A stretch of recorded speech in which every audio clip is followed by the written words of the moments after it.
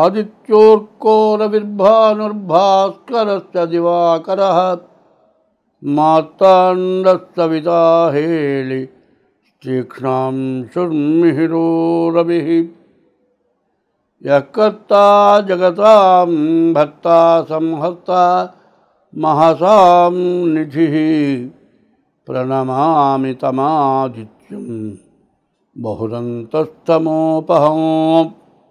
2025 సంవత్సరం జూలై నెల. మరి మీనరాశి, ఈ మీనరాశికి ఏలినాటి శని ప్రారంభమైంది. 2 సంవత్సరాల 6 మాసాలు మార్చి 30కి అయిపోయింది. అక్కడి నుంచి ఇంకా 5 సంవత్సరాలు ఏలినాటి శని ఉంది. ఈ ఏలినాటి శనిలో ఎందుకంటే అనన్యాశ్చింతయంతో మాం ఏ జనాః పర్యుపాసతే తేషాం నిత్యాభియుక్తానాం యోగక్షేమం వహామ్యహం అని ఉంది. ఈ టైంలో ఈ ఏలినాడు శని జన్మల్లో ఉన్నటువంటి శని చేత ప్రాణం తీసుకుందాం, చచ్చిపోదాం అనేటువంటి ఆలోచన వస్తుంది. అది అక్కర్లేదు. ఒక ఇత్తడి చెంబు పగల వాడండి, రాత్రిపూట రాగి చెంబు వాడండి. రాత్రిపూట రాగి చెంబులో నీళ్లు పోసి దాని మీద మూత పెట్టి తెల్లవారు నీళ్లు తాగండి. పగలల్లా రాగి చెంబులో ఇత్తడి చెంబులో నీళ్లు తాగండి. శనిని పూజించండి. ఈ శనిని పూజిస్తే మీకు ఎటువంటి ఇబ్బంది రాదు. ఇబ్బంది వచ్చినా, బాకీలు తీర్చాల్సి వచ్చినా, ఏ రకంగానైనా సరే మీ బాకీలు మీరు తీర్చగలుగుతారు. ఈ అర్ధాష్టమ శని కుజుల వల్ల బాగా దండగమారి ఖర్చులు ఉంటాయి. ఆ ఖర్చుల నుంచి తప్పించుకోవాలి అంటే మీ బాధ్యత మీరు జాగ్రత్తగా పెట్టుకోండి. మీ ఇంట్లో ఉండేటువంటి ధనం కానీ ఏ వస్తువులైనా సరే వాళ్ళకి దొరికితే ఏం మిగలవు. వాళ్ళు మంచివాళ్ళైనా నీ గ్రహస్థితి బాగుండకపోవటాన వాళ్ళకి ఆ బుద్ధి పుడుతుంది. కాబట్టి చాలా జాగ్రత్త పడాలి. కుజకేతువులు కలిసి ఉన్నారు. రాహు సూర్యుడిద్దరు కలిసి ఉండబోతున్నారు. ఈ టైంలో వీళ్ళ వల్ల చాలా పన్నెండింటి ఉండే ఖర్చులు బాగా ఎక్కువగా కనబడుతూ ఉన్నాయి. ఈ మీనరాశి వాళ్ళు ప్రతిరోజు కూడా శివాలయానికి వెళ్ళండి. పుట్టల దగ్గర బియ్యపు రవ్వ పంచదార వేయండి. మరి కాకులు గద్దలు ఎత్తుకు వెళితే ఆ పుణ్యం చెప్పరాని పుణ్యం వస్తుంది. అదే ఈ రాశిలో చెప్పేటువంటి పుణ్యమైనటువంటి పనులు చేస్తే అంత మంచిది. ఇదివరకు పాప పనులు చేస్తుండటం వల్లనే ఈ ఏలినాడు శని వచ్చింది. ఇప్పుడు మాత్రం ఏమి చేయబాకండి. మీ పిల్లల్ని మీ దగ్గర ఎట్టు పెట్టుకొని చదివించుకోండి. ఎట్లా చదువుతున్నారో అబ్జర్వేషన్ చేయండి. నోట్స్ చెబితే ఏ రోజుకి ఆ రోజు నోట్స్ డేటు డాక్టర్ టీచర్ వేసి సంతకం పెట్టేట్టుగా ప్రవర్తించండి. అట్లా లేకపోతే ఈ సంవత్సరం చదువు ఆగిందంటే తర్వాత చదువు జరగదు. కాబట్టి ఎంత జాగ్రత్త పడితే అంత మంచిది. శని, గురువు, కుజుడు 3 గ్రహాలు కూడా బాగాలేవు. ద్వాదశాష్టమ జన్మస్థం శని అంగారకో గురు కుర్వంతి ప్రాణ సందేహం స్థానచలనం ధనక్షయం. ఈ నౌకులో ఉన్న ఈ మీనరాశికి శని, రాహువు, రవి, గురువు, బుధుడు 5 గ్రహాలు బాగాలేవు. శుక్రుడు, కుజుడు, కేతువు బాగున్నారు.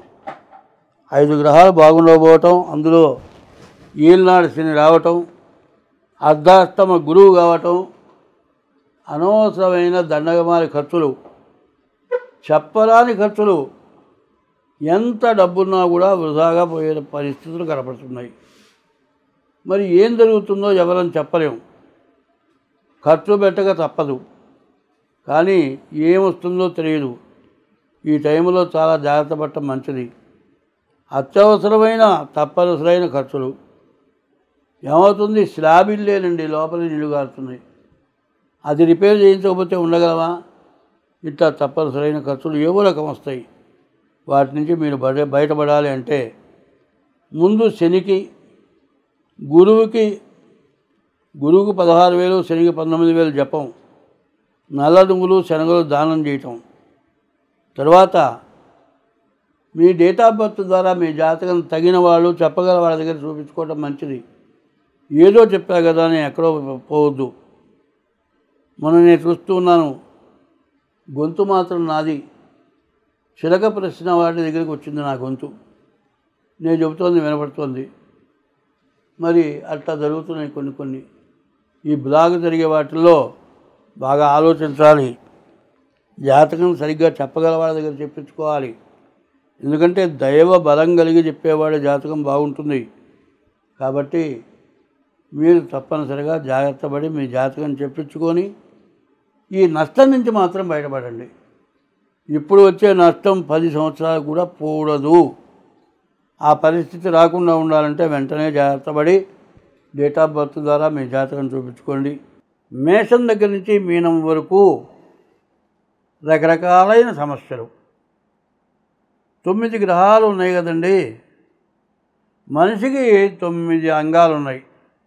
కళ్ళు 2, చెవులు 2, ముక్కులు 2, 6, నోరు 1, 7, ఒంటేలు 1, 2, రెండేళ్ళు 1, 9 అంగాలు. ఏది సరిగ్గా పనిచేయకపోయినా సమస్యే. కళ్ళు కనపడకపోయినా బాధే, చెవులు వినపడకపోయినా బాధే, గాలి ఆడకపోతే నిమిషాల మీద ప్రాణం పోతుంది, యూరిన్ రాకపోతే అప్పుడప్పుడు ఆపరేషన్ చేయాల్సి వస్తుంది. ఇట్లా ఈ 9 అంగాలు కూడా జాగ్రత్త పెట్టుకోవాలి. ఈ 9 అంగాలు కూడా 9 చాలా విశేషమైంది. మరి ప్రత్యేకించి చెప్పాలంటే మరి ఈ ఫోన్లలో 9 సంఖ్యతో ప్రారంభమవుతోంది. 9 చాలా విశేషమైంది. మంచి చేసేది చెడు చేసేది కూడా ఇదే. మంచికి బాగా ఉపయోగపడుతుంది. నువ్వు జాగ్రత్తగా ఉంటే నీకు మంచి జరుగుతుంది. అయితే దీని అంతటికీ నీ ప్రవర్తన చాలా విశేషంగా ఉండాలి. ఈ ప్రవర్తన ఎట్లా ఉంటుందంటే అవసరాన్ని బట్టి త్యాగం కావాలి. హాస్పిటల్లో పేషెంట్ చేరితే బయటికి పోయి అన్నం తెచ్చుకుంటే అన్నం నిన్నటితో ఇవాటితో తెలియదు. ఓవెన్లో పెట్టిస్తాడు. 2 రోజుల క్రితం అన్నం ఓవెన్లో పెట్టిస్తే అది రోగం పెరుగుతుంది కానీ తగ్గదు. ఇంకా రకరకాలైన సమస్యలు వస్తున్నాయి. ఈ సమస్యలు రావడానికి కారణం ఏంటంటే మనం చేసుకున్నటువంటి పాపపుణ్యాలను మాత్రం గుర్తుపెట్టుకోవాలి. తెలిసి పాపం చేసిన అనుభవించాల్సిందే, తెలియక పాపం చేసిన అనుభవించాల్సిందే. కానీ ఈ గ్రహాలన్నీ కూడా నీవు చేసిన పాపానికి తగిన శిక్ష నీకు వేస్తాయి తప్పితే నిన్ను మాత్రం వదిలిపెట్టవు. నేను అంత చేశాను, ఇంత చేశాను, ఆదానాలు చేశాను, సత్రాలు కట్టించాను, గుళ్ళు కట్టించాను, ఇన్ని చేశావయ్యా. ఒక ఆడమనిషి చెప్తా వినండి. కాలేజీలో చదువుకుంటున్నటువంటి పిల్ల డెలివరీ అయ్యి ఆ పసిగుడ్డుని తీసుకెళ్ళి చెత్త గుంటలో బారేసి వెళ్ళింది. ఆమె కలెక్టర్ అయింది అనుకుందాం.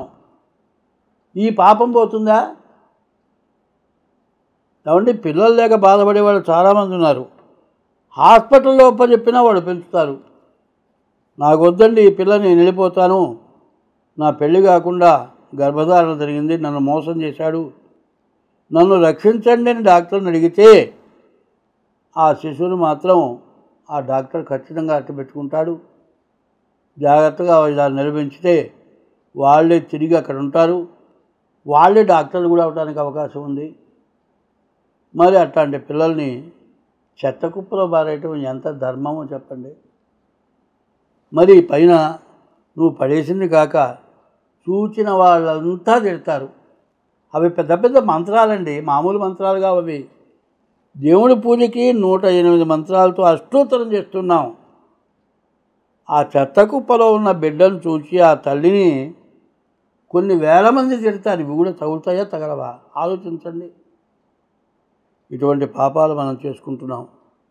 ఇటువంటి పాపాల వల్ల చాలా బాధలు కలుగుతున్నాయి. భార్యాభర్తలకు ఎడలబాపుతున్నారు. తల్లిదండ్రులకు అన్నం పెట్టకుండా వెళ్ళగొడుతున్నారు. తల్లిదండ్రులకు అన్నం పెట్టకుండా వెళ్ళగొట్టడం బాగా ఎక్కువైపోయింది. వృద్ధాశ్రమాలు విపరీతంగా పెరిగిపోయినాయి. వాళ్ళంతా కూడా వృద్ధాశ్రమాల్లో జీవితం గడుపుతున్నారు.